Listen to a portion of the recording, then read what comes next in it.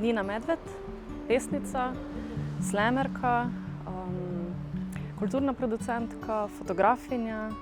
V bistvu se ukvarjam z veliko različnimi stvarmi, ampak nekako se mi zdi, da sta ravno poezija in pa nastopanje z literaturo, s književnostjo tisti zadevi, s katerimi se v bistvu nekako ukvarjam najdlje časa.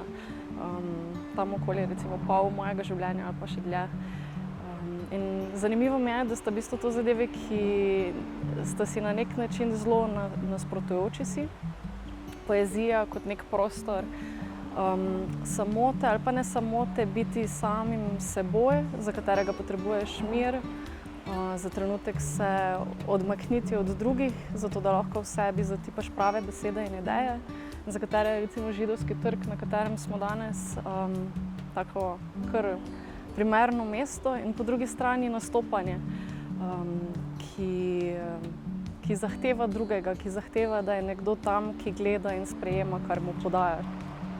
In, ne vem, obe zadevi se pri meni razmeroma dobro medsebojno oplajata in mi dajeta navdih za delovanje v obeh smerih.